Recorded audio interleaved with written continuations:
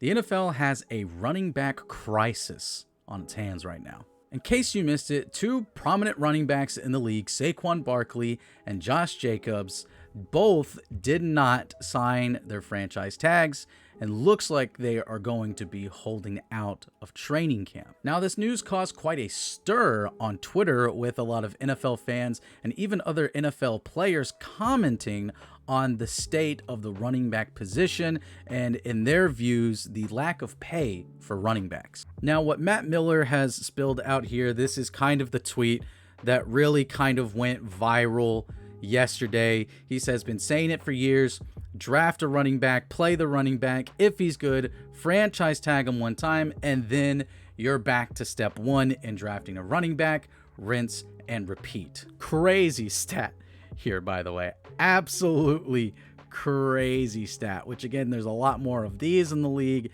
than these in the league. So but I mean, it's still crazy, but I mean, don't let it fool you too much. When you think of running backs in the NFL, just look at some of the names. You type in greatest running backs of all time into Google. Look at all the names that pop up here: Barry Sanders, Emmitt Smith, Jim Brown, Walter Payton, Eric Dickerson. And then you've got some guys, if you're a millennial like myself, you'll remember guys like LaDainian Tomlinson, maybe some of you Marshall Faulk, Jerome Bennis, Adrian Peterson was the GOAT for many, many years, CJ2K, Ricky Williams, Sean Alexander. The list goes on, and we see many running backs that are currently in the league. They are quote tweeting this. See here, Derrick Henry, just take the running back position out of the game. Austin Eckler, this is the kind of trash that has artificially devalued one of the most important positions in the game. It is a very important position. I'm not disagreeing with Austin Eckler there, but we're going to get into the economics of the running back here in just a second. Now, our very own Trey Daubert, the Don himself, decided to chime in saying running backs need to stop crying about how much money they make. It's a great article. Go check it out. Link in the description below. It's going to cover a lot of what I'm going to cover in here, but I'm going to try to go a bit more into detail. Now, I'm not going to sit here and deny that running backs like Derrick Henry, Austin Eckler, Jonathan Taylor, guys that commented on the tweet that was just mentioned, that they aren't amazing players, that they may not, that Derrick Henry's probably a future Hall of Famer. He's an amazing running back, an amazing football player. But I have up here this graph, which is in Trey's article, and it's been making the rounds, especially in our company Slack, about the Super Bowl winning leading rusher plus their salary. So we're looking at over a dozen years, going all the way back to 2009. These guys are making pennies on the dollar. 2010 with the Packers, James Stark, the lowest at $320,000. Now, to a pleb like me, that's a hefty amount of money. If I was making $320,000, I'm living like a freaking king, man. Now, I understand this is a position where your body takes a huge beating, a huge toll.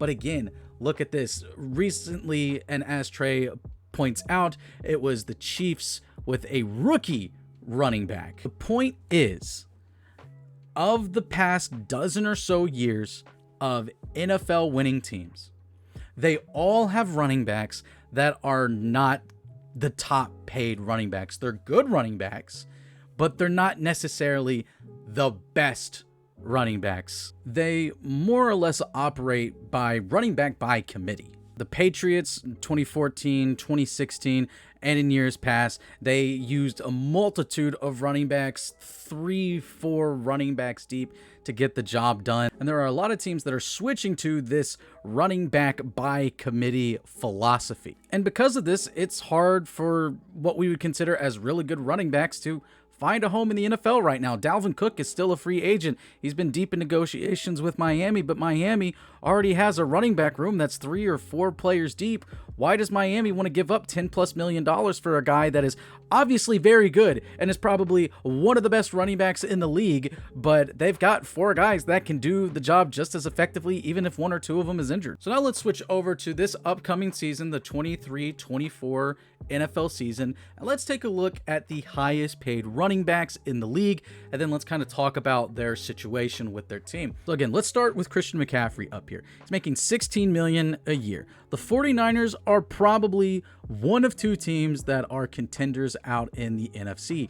Not because they are the best team. They're an amazing team. They don't have a quarterback really right now. Brock Purdy looks like he's going to be the guy. Maybe. Super cheap deal. So you can spend money, $16 million a year, on a running back like Christian McCaffrey. But here's the thing. Christian McCaffrey has also had to deal with a lot of injuries because his workload in Carolina was so heavy. And it's going to be heavy again with the 49ers because he is that good of a player. Maybe he is deserving of this salary, but they can only pay him because they're not paying a quarterback, which is going to be a trend that we see between teams that have available cap space who aren't paying a quarterback, and then teams that do have a quarterback, teams that are paying huge amounts of money for players at that position and other players on offense and defense, and while their running back contracts are less. Alvin Kamara with the Saints also threatened to sit out. I think he sat out, or he threatened to sit out training camp a few years ago. 28 years old, is going to be making around $15 million a year. Similar with Christian McCaffrey, is going to be a free agent 3 years from now in 2026. So he's going to be making this. So the final year of his deal, he's going to be making $15 million that year. Well, again, it's maybe not fully guaranteed. Maybe they can void it, as it says right here. But $75 million total evaluation. He's going to be a free agent when he's 31 years old. Derrick Henry, $50 million. He is going to be a free agent this year, after next season, or they can void his contract after next season, after this season, I guess. But he is going to be 30 years old. Nick Chubb is probably one of the better contracts on here. $12 million from the production standpoint is very good. Same with Aaron Jones. Tony Pollard did just sign his extension, or his franchise tag. So again, $10 million. The evaluation, it keeps going down. The Giants are hesitant to pay Saquon. Now, this was a big thing that I saw people talking about yesterday. They're like, why are you paying Daniel Jones so much money, but you're not willing to pay Saquon Barkley, when Saquon Barkley is probably, all things considering, is the better player at his position to Daniel Jones as his quarterback. Finding a starting caliber quarterback, even an average one in the NFL, is tough. One that is able to run the system that is implemented by the head coach. You don't want to bring in a new quarterback. You don't want to lose the guy that, even though he is kind of mediocre, and you need to really surround him with weapons because there's nothing that he does that really stands out. It's almost better to have him than nothing, because the rest of the team is actually structured kind of decently, to the point where they elevate whatever quarterback they're going to have, and they don't suck enough to tank, and there's not a readily available quarterback that can take them to the next level that's better than Daniel Jones. Or maybe you kind of luck out like the Seahawks did with Geno Smith, and you get a veteran quarterback who everyone's kind of given up on, and all of a sudden he's playing like an MVP almost. The point is, when you go up and down this list, there are very few of the top paid running backs that are on teams that we would consider to be Super Bowl contenders. And the ones that are, it's because they're not paying their quarterbacks. With the exception of Nick Chubb and the Browns, because the Browns gave Deshaun Watson a massive deal, but Chubb's deal is just a tiny bit more team-friendly than what Christian McCaffrey or Alvin Kamara is. But someone like Saquon Barkley is already 26 years old. He's already had to deal with injuries. Do you want to give him a 4 or 5 year deal where you're going to be paying him $15 or so million, and you get 2 years out of him, and then you're stuck with him for the next 2 years? Because the big thing right now is guaranteed money in the longevity. I mean, look at Austin Eckler, team-friendly deal, $6 million a year. They're putting that money elsewhere. They're putting it into the defense, into the offensive line. They've drafted really well. They have their quarterback. You go back and look at his tweet. This is the kind of trash that artificially devalued one of the most important positions in the game. Everyone knows it's tough to win without a top RB, and yet they act like we are discardable widgets. I support any running back doing what it takes to get their bag. You are going to be a free agent when you're 29, 30 years old.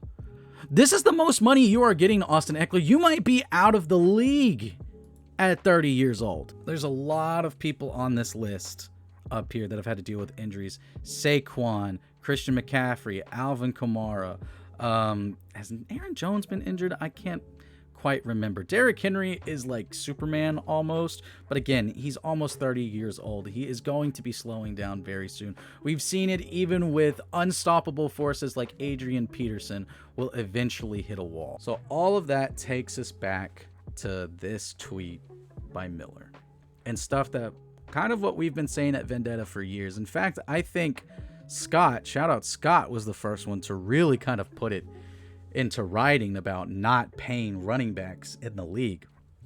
But if there's anyone to blame for this, you have to blame players like Le'Veon Bell, Ezekiel Elliott, who got the bag and then essentially did nothing the rest of the way. And now Le'Veon Bell and Ezekiel Elliott, when they were doing their thing in their primes, they look like Hall of Famers. So understandably, everyone's like, pay them.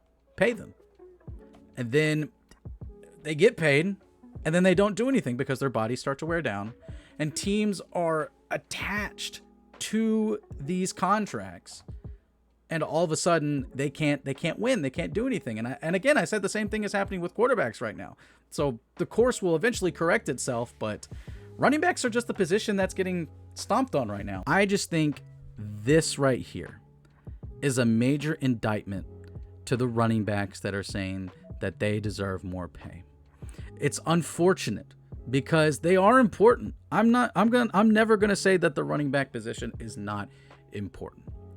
But why? First off, why would you draft a guy? And teams are already starting to do this. Why would you draft a running back in the first round when you can get a receiver, a corner, a linebacker, offensive, defensive lineman, a quarterback, literally any other position?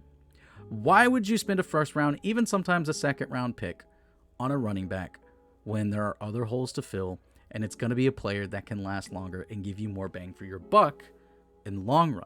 But anyway, what are your thoughts on the entire Saquon Barkley and Josh Jacobs, just the running back situation as a whole? Again, I grew up with a lot of big-time running backs. They were the heroes of the NFL. Of course, the quarterbacks were great and fantastic, but running backs were the sexy position of the NFL, and now they seem to be at the bottom of the barrel when it comes to getting paid. And thank you guys so much for watching today's video. If you enjoyed, make sure to leave a like and subscribe to the channel and hit the notification bell so you can be notified whenever a new video drops. This is Jackson Law from Vendetta Sports Media, signing off, and I will see you guys next time.